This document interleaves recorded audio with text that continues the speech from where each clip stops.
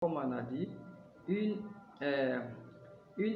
église norvégienne en bois d'époque médiévale. Mais l'anglais dit comment? A medieval Norwegian wooden church. Vous avez vu? A medieval Norwegian wooden church. Donc ici, il n'y a pas de virgule, il n'y a pas et, and, c'est-à-dire la conjonction de coordination et. Tu as vu, en français, c'est une église norvégienne en bois d'époque médiévale.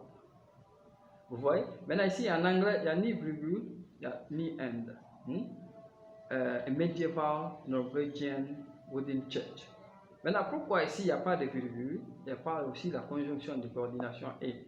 Parce que on suppose que le locuteur ne distingue pas dans sa description d'abord que l'église était ancienne, mais aussi, comment on appelle ça, norvégienne, et puis c'était en bois. C'est-à-dire, il ne distingue pas ces trois éléments-là séparément, l'un par rapport à l'autre.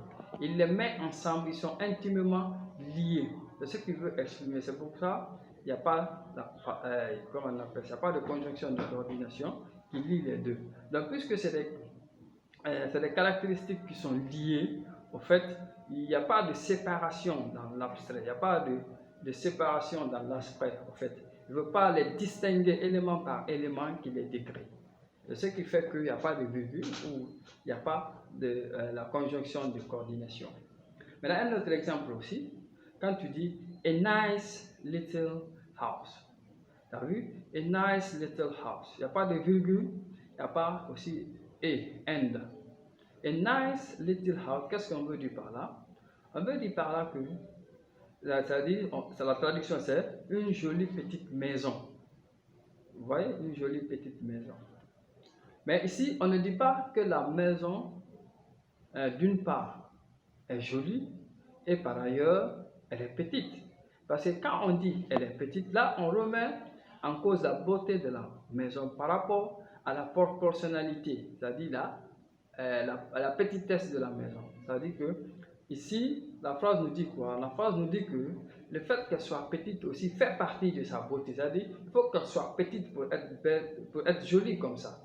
Vous voyez, c'est pas au fait de mettre en contraste la beauté et puis la petitesse. C'est pour ça qu'on dit nice little house. C'est comme si la petitesse fait partie de cette beauté.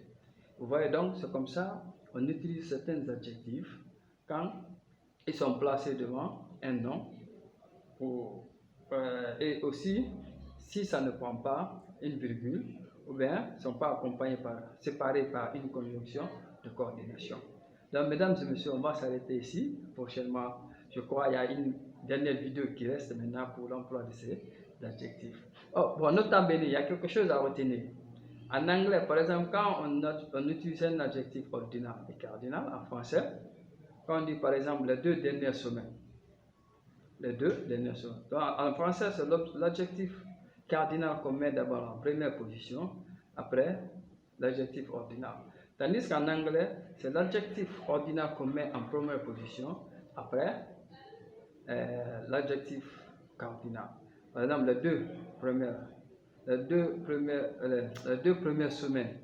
Maintenant, en anglais, on va dire the first 2 weeks. Les 2 premières semaines. The first 2 weeks. Donc, l'adjectif ordinal vient d'abord en première position en anglais, après cardinal. Vous voyez, donc c'est comme ça, on utilise l'adjectif cardinal, ordinal, en anglais.